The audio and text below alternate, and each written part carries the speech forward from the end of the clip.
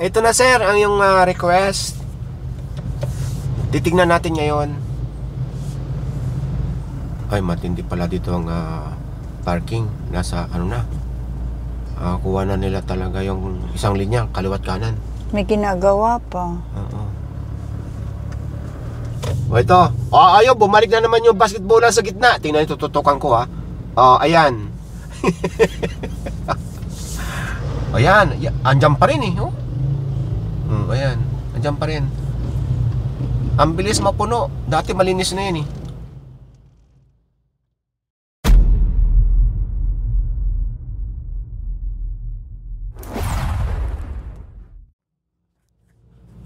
Umaambo na. Tag-ulan nga Magdamag ang ulan kagabi. Turn left onto Fajardo Street. Yan. Maganda nga umaga sa inyong lahat at maganda nga umaga sa iyo, sweetie. Good morning, Dada, at good morning po sa inyong lahat. Ngayon po ay Wednesday, June 18, 2025. At sa oras na alas 9 po ng umaga. Sakto.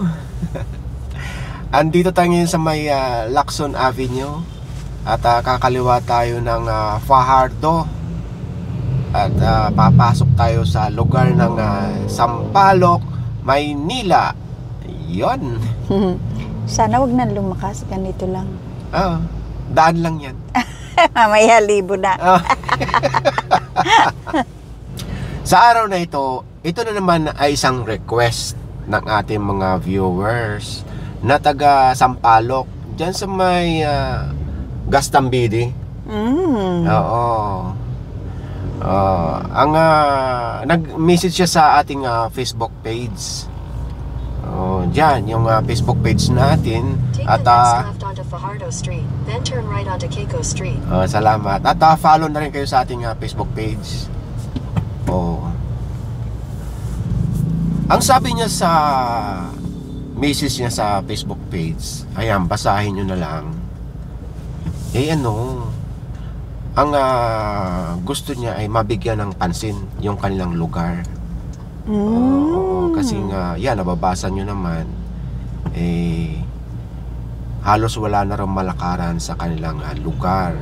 Ay? Right onto Keiko Street, then turn left after 24/7 Gemzes Canteen. Sige. At tayo hindi taga rito, tayo gumagamit ng Google Map. Tignan nyo na lang dito sa Fajardo, ha. Kaliwat kanan din. At parang sinasabi niya na tayo na lang daw ang paraan or mata para mabigyan ng pansin ang mga sitwasyon ng LGU or ng kinauukulan. Dito na ba tayo? Oo. Keiko. Ito. Oo, dahil malamang one way yun. So kakaliwa tayo dito. Parang ganon. Tama, kakaliwa tayo dito sa Erncio. May kaliwaan? May nakikita ka ba diyang no left turn? Malamang sabay. Wala ako. Mayroong kumaliwang tricycle. Tricycle. Yung kaliwa tayo dito sa Erncio. Ayan. Wala naman nakalagay na no left turn Okay. So itong Erncio, nasa Sampaloc na tayo. Di ba napasadahan yata natin ito? Yung dito yung dalawang kambal na simbahan. Ay, oo. 100 meters, turn right onto San Anton Street. Di ba nakakagala na rin tayo. At makikita nyo na rin ang sitwasyon dito ng kalsada sa Erncio. Ay, nalalak. Ayun, nandito pa yung yung parang tiyanggi-tiyanggi nila. Pero hindi yata tayo aabot dyan. Kakanan daw tayo sa may San Antonio. Antonio ba yun?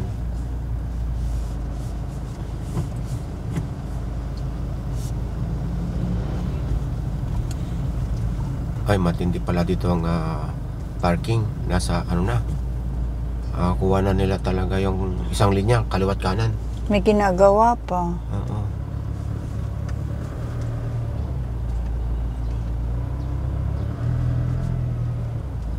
Hindi na natin nilagay yung pangalan nung nag-request, yung kanyang identity. Kaya message lang kayo sa Facebook page Wag sa YouTube kasi makikita dun pag ang ano yung name ninyo. Facebook page. Take the next right onto San Anton Street. Oo. Ayun, doon siguro. Ito.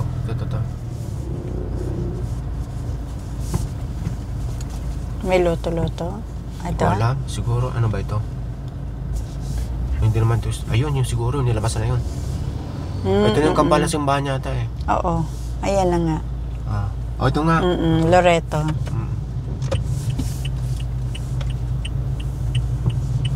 O yan, tama, dito.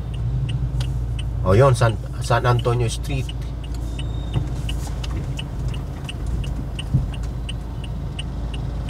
Kaya nasusundan natin ito dahil ang pinin ko kay 300 Google. meters, turn right onto Dalupin Street. Pinin ko yung Mary Child's Hospital. Dahil ang Mary Child's Hospital nasa Gastambide. Pero nakita ko sa Google, Dalupan Street eh. Tapos meron ding Gastambide.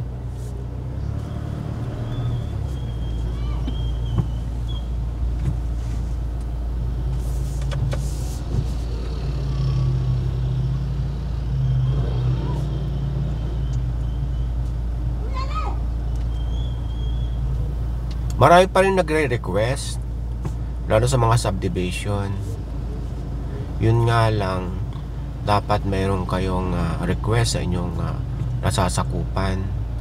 Depende na yan sa barangay. Pag subdivision na, ano na yun ng subdivision? Oo.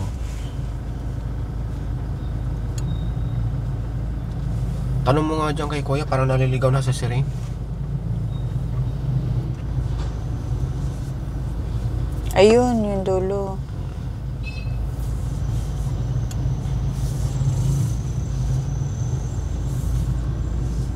Nakapasok tayo dito.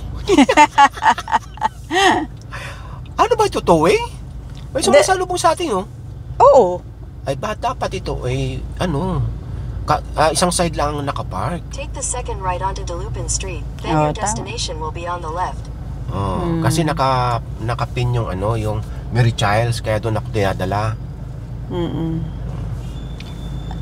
Left and right ang parkingan nila. Oo.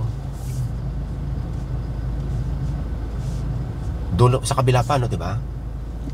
Kabila pa yung street na yun. Yun yung kinaliwa ng motor. Yan ang Dalupan. Ito na pala yung UM. UM? Ayun. University of Manila. Manila. So, pagkaliwa natin dyan, kaya itong pinin ko sa Google, itong Mary Child's Hospital, Ito para masimulan natin yung dulo. Ito na yung Gastambide. Ito na? Ay, oo, Gastambide. Ito na. Ito na, sir, ang yung request. Titignan natin ngayon. Ang labas nito, recto. Ligarda. Tapos, pakanan ng recto. So, ito siya.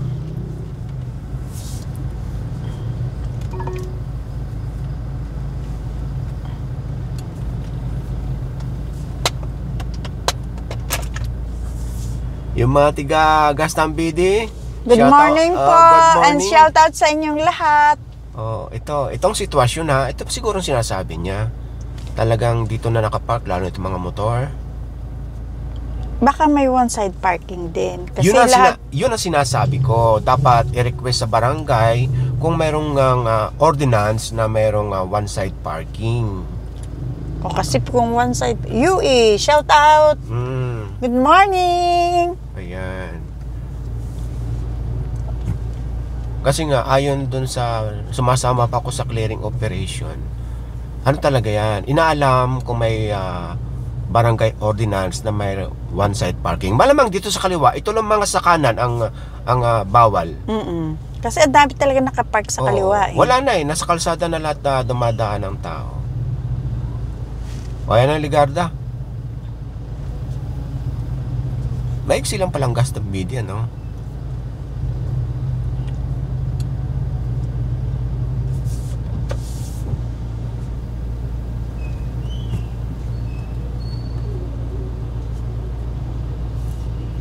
Ngayon, after nito, papasadahan natin ulit yung R10.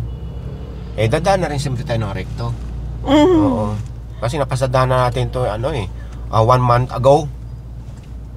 Titignan natin yung sitwasyon. So ito kabayan, request granted. Ito na, recto. Ano? Ayan, nasa recto na tayo palabas ng R10, dire-diretso na ito. Likod lang pala or gilid ng UE, yung Gastambiti, ano? Pero kung pinaka-main entrance nila doon. Doon sa kabila, natin? sa Gastambiti banda. Dito sa part ng recto, after natin mapasadahan nung isang buwan, ito na, di ba, ang dami nakapark dito. Nagsagawa na sila ng clearing operation. Lalo na doon sa may malapit sa Avenida. Oo. Ilang araw na lang, uupo na si Yormi, Good morning, Mayor! Oo.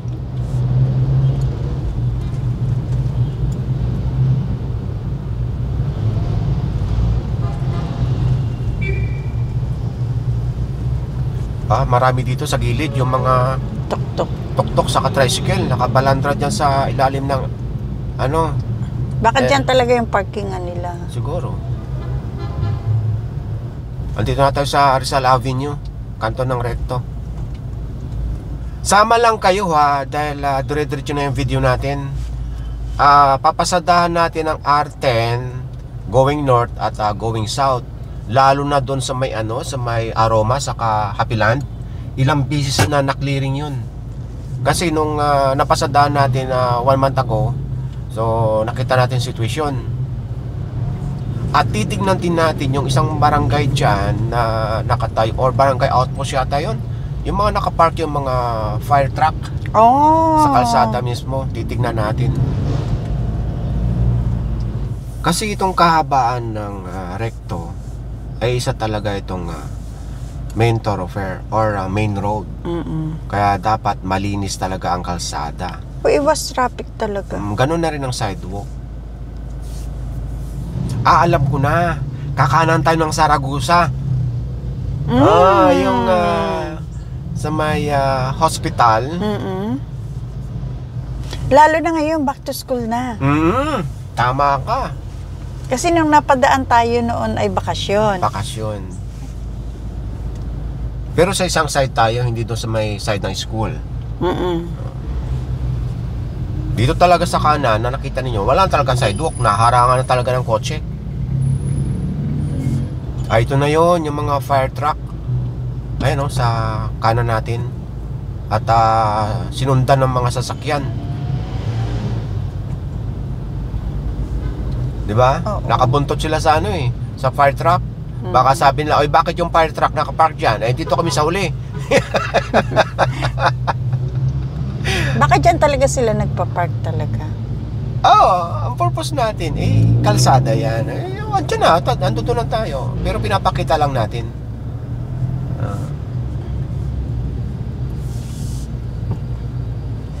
Nag-cross na tayo sa Abad Santos. Yung kabila, malinis na yung sidewalk.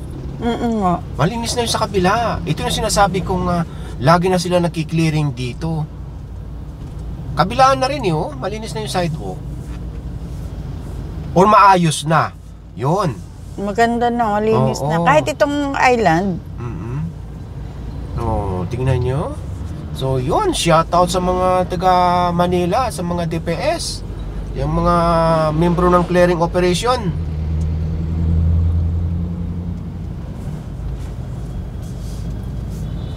Ang problema lang dito kasi masisaan-saan humihinto at doon na rin magbaba. Ang isa ko lang napansin dyan sa dulo, kaya nagkukus ang traffic, doon sa may U-turn slot, mayroong police station. Kaya yun na nakakasikip.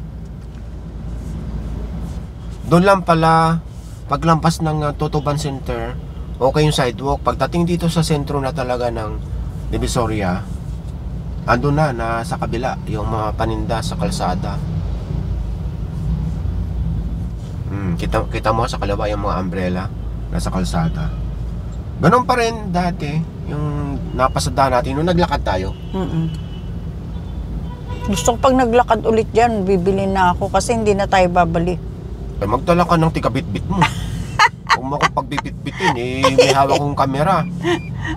Kasi gusto kong bumili, hindi makabili. Kakaray-karayin mo ko, tapos sasabihin mo, mabigat na yung dala mo.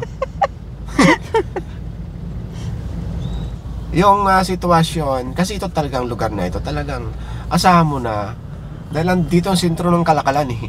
Oo naman. Mapapanatili nilang malinis yung kalsada, para hindi maputik, kunting ayos na lang ito. Or ang pinaka-importante sa lahat, merong nag-a-assist, merong nagbabantay. Dahil alam mo naman, pagka ang sitwasyon natin dito, pagka ganito, pag wala yung pusa, lalabas ang daga. Kaso minsan, yung pusa, takot na sa daga. O ito, nasa kalsada na nagtitinda. Yun, dati wala dyan sa gitna. Kasi nga, di ba sabi natin noon, sabi din ng mga viewers, pasadahan mo ito ng mga ganitong oras kasi pagka umaga, talagang dyan ang bagsakan ng gulay. Hindi na muna maiwasan yan, talagang magulo. Di ba ang bigat niya, panay sibuyas, Pero dito sa Central Island, may nakikita na akong, ano ba yan, paninda o kalat or basura? Samut-sari. Samut-sari na.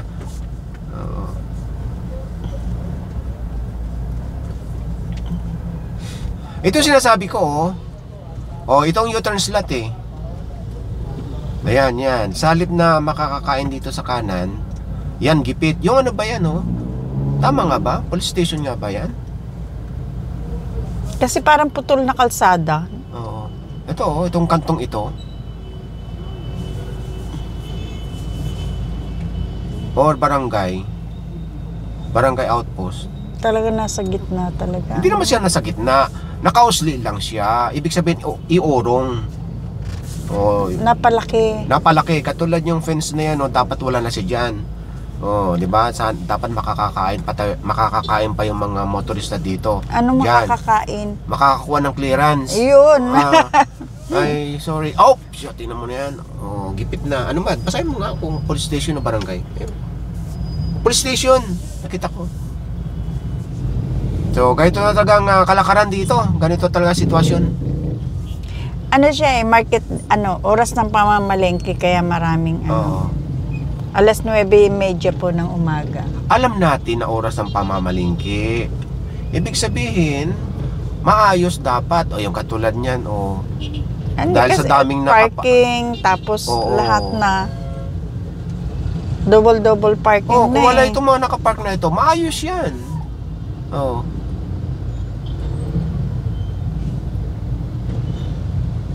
Kaliwat kanan pa rin kasi yung yung ginawa ng parkingan. Dito na lang talagang malala na sa kanan Pareho, kaliwat kanan. Tingnan mo, sa halip na makakadiretso tayo ng bigla, wala na, meron na ng ka-counter flow dito. Itong e-bike ba ito? Sa kaliwa ko. Tapos tayo pang sinisinyasan, nakumanan. Ganyan dapat. Wala nagka-counter flow. Yun nga lang, may karito na tumutulak, hindi rin tayo makadiretso. Kung gano'n kabilis yung karito na yan, gano'n din tayo kabilis.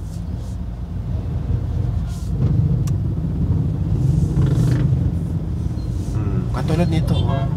Ang laki ng sako. Sige.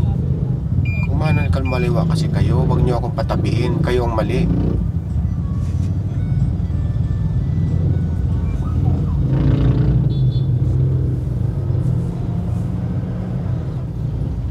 Katulad niya, nakakumot ang sasakyan. Ibig sabihin niyan, dyan na talaga. Ayun, kaliwat kanan, nakita natin. Sitwasyon, ganyan. Lalo yatang dumami, Yun na nga yun dumami wala yung ka na. Wala ka nang maaano dyan. Yan na yun. Ito, kakanan tayo dito sa Zaragoza.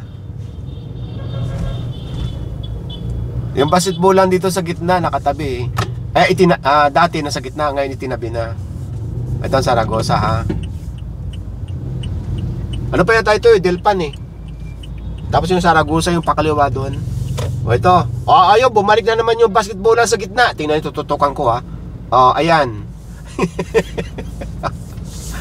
Nung napasadahan ito ng MMDA, itinabi na yan. Tapos yung pangalawang pasada natin 1 month ago, itinabi yung basketballan. Ngayon, nasa gitna na naman.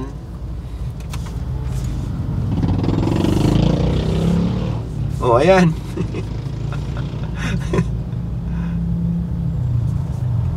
Ito yung hospital. Nabanggit natin yung mga nakapark sa tabi mismo, may ano yan, legal. Ito lang mga naka-double park na ito ang gustong matanggal or dapat matanggal kasi nga ayan, masikip na yun. Isang lane na lang nagagamit.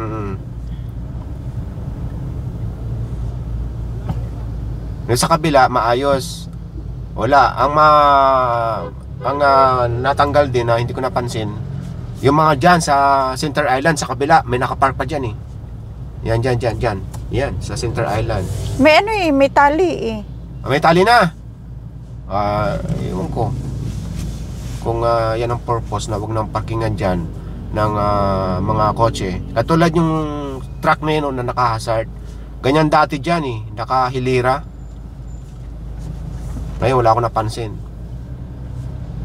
Ito, kung wala itong mga ito, yan sa gitnang yan, natututukan ng camera, malaki ang clearance eh ng pagkakaliwa dito. Ayan na sila oh.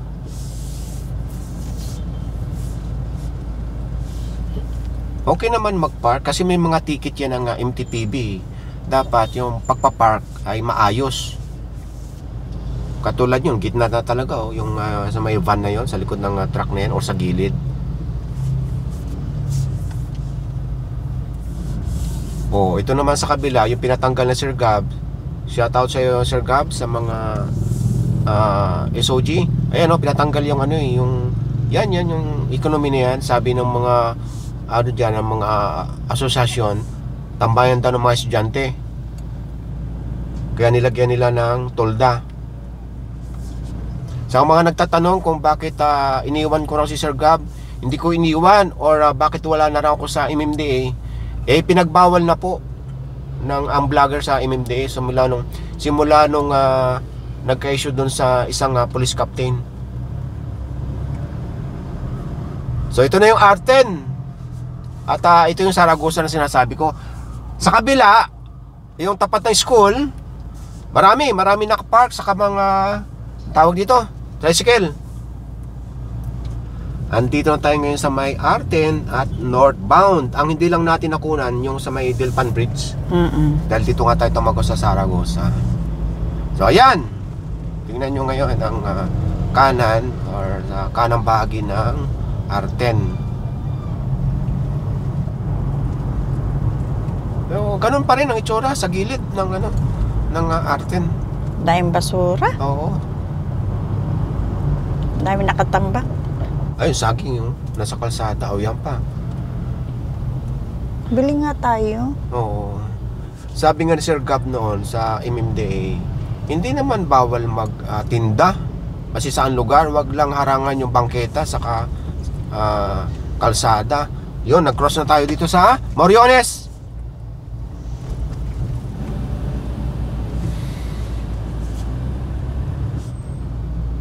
Dito pa rin yata yung mga apektado ng nasunugan. Andito pa rin.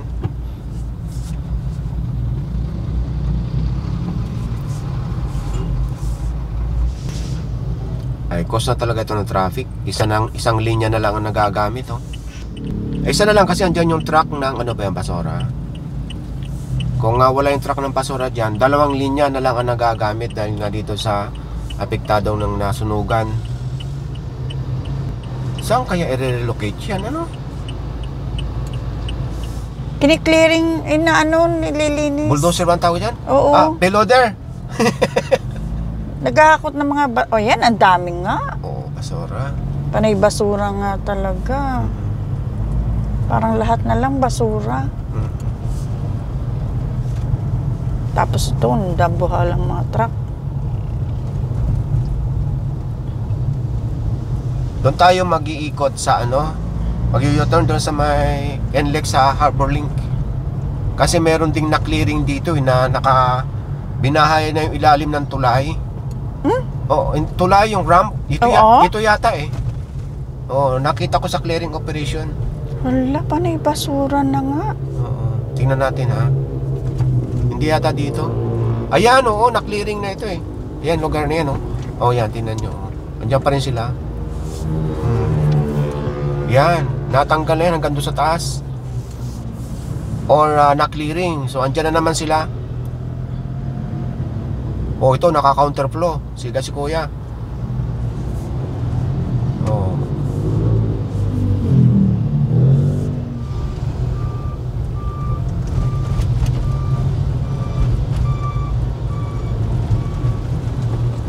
Grabe, ano? Parkingan talaga yung main highway, ano? Main road. Oh, nakakulambo pa. Ito, matindi rito talagang parkingan na.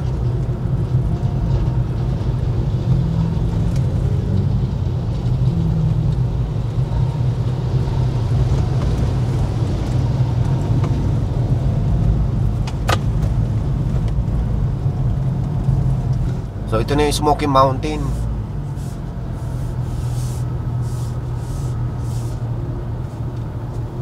At ito na yung mga truck ng basura. Dito na tayo mag-u-turn, ano?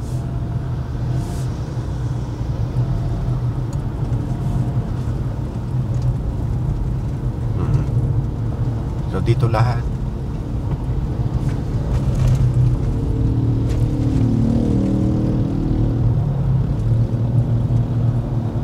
Dito sa baba ng Smoky Mountain dati ha. Ayan, ang dami nakapark na truck dito. Dati walang bahay dyan, ngayon meron na naman. Oo. So kaliwa na tayo mag-u-turn.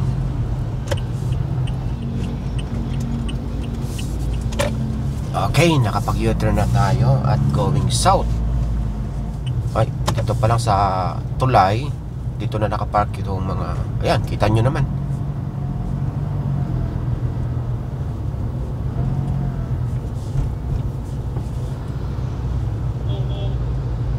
Ang maganda sana, oras-oras may nag-iikot, naninikit sa mga illegal parking. Ano? Oo! Parang yun na lang ang trabaho mo, Oo, mag-ikot-ikot. manikit lang na manikit. Sabi nga ng mga viewers, taasan ng multa eh. Di ko lang alam kung magkano ang multa ng ticket sa LGU. Kasi sa MMDA, 1,000 pagka may driver, pagka illegal parking na walang driver, 2,000. Ay, paano yung ganyang malalaki? Ay, ganun din yan. Kasi malaki ang truck nila, dapat malaki rin. Hindi, yung multa ganun din. Pero yung hatak, yun ang mahal. Oo, mabigat yan eh. Yan, nasa kalsada rin. May bata. Oo.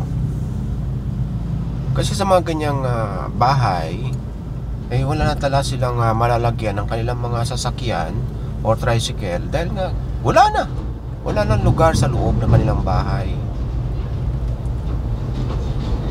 Ipalit ko lang ng konti yung yung camera sa gilid. Dahil andyan ang ating focus. Ayan o. Kung halimbawang oras-oras may naninikit dyan. Tapos after 1 hour andyan pa rin, ticket na naman ulit. Pwede yun? Oo! Sa isang araw, Oo. 10 ticket? Oo, parang ganun. Hala. Kung hindi man, dapat ganun. Pero alam ko doon sa MMDA, after 3 hours yata, pag nandiyan pa, titikitan ulit. Oo.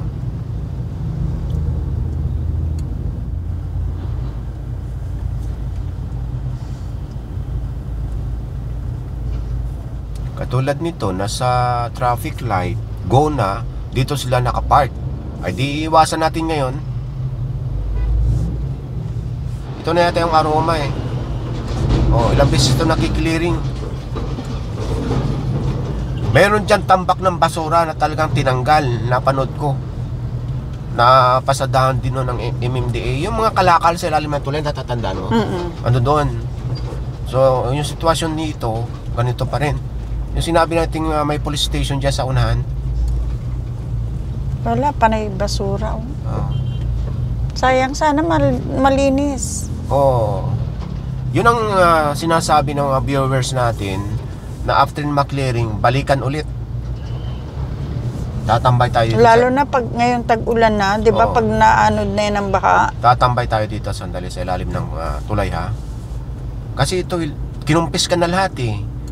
Mayroon ng tinanggal na yung mga kalakal dyan sa ilalim. Ayan na ulit, oh. Oo. Eh dito makakatabi, andito lahat eh. Paano natin makikita? Hindi tumatakbo yung truck, nakahinto. Ay, andun yung nangungulikta ng mga kalakal, yung truck ng or mambabakal or mga ngalakal nakatabi. Malamang binibili na yung mga kalakal nila na nakatambak dyan sa tulay. Panay basura eh, oh. Ayan, oh, ayan yung truck ng mga ngalakal, oh. Yan, yung mayroong yung transparent, yung dingding niya. Tingnan mo nga, tingnan natin, silipin natin. Ayan, andyan pa rin eh, oh. Ayan, andyan pa rin. Ang bilis mapuno. Dati malinis na yun eh. Pero ilang beses na pinasadahan niya ng DPS, ng clearing operation, talagang mabilis lang talaga sila makaipon ng kalakal. Dahil yun ang kinabubuhay nila eh. Diba? Yun nga lang, tinatambak sa maling lugar. Yun lang naman ang gustong ayusin ng mga nagki-clearing. Oh, ito na natin yung Happy Land. Itong aroma sa Happy Land, ito yung lugar ng mga ngalakal. Oh, tingnan mo yung gabundok na kalakal yan eh. Ano yan eh, hindi na yung basura. Ibig sabihin, nabasura na. Ibebenta na lang Ibebenta yan, na. hahakutin Oo. na lang yan. Tama ba yung sabi ko? Hindi basura, nabasura na. Hindi, kumbaga na-segregate na nila yung mga plastic. Oo. Tulungan mo naman ako kasi, sweetie. Kung anong papaliwanag ko.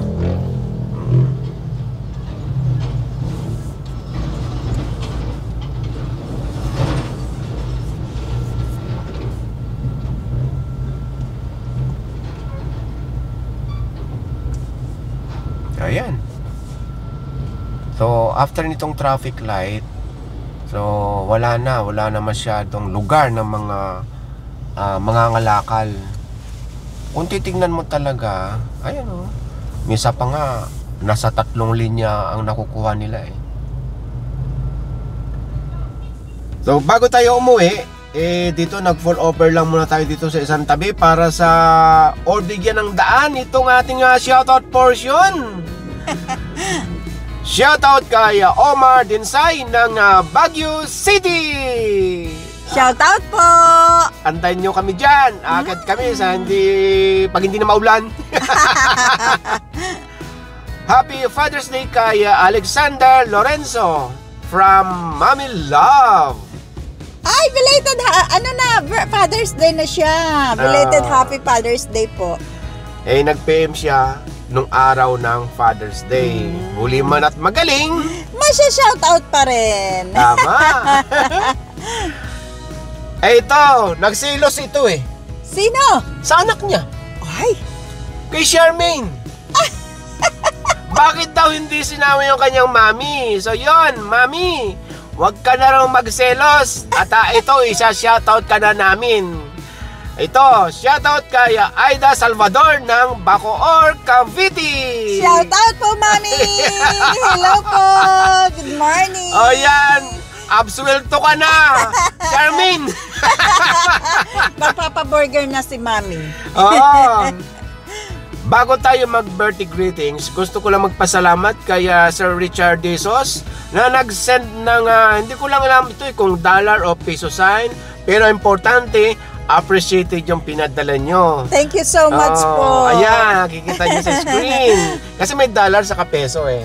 Maski ano pa yan, basta 50 or peso, malaking bagay na yan. Very appreciated. Thank you so much. Okay, birthday greetings tayo. Happy birthday kay Clifford Malabag. today yon. Happy birthday, Ford, and God bless. Ingat lagi. Okay. Happy birthday kay Jovi Friends sa June 22. Happy birthday po in advance. Happy birthday kay Warren Archie Brayon sa June 27 ng San Pablo, Laguna. Happy birthday in advance. Okay, bye! Hanggang sa Bye! susunod! Thank you so much po sa patuloy na pagsama sa amin ni Dad. Paul! Ate Bebot! Sa Ellie, Joy, and Alexis. At syempre kay Nanay Sin in Heaven. So yon, shoutout sa inyong lahat. Forever Young! Hello! Miss ko na kayong lahat. Okay. Yun. Bye! Bye! God bless po sa ating lahat.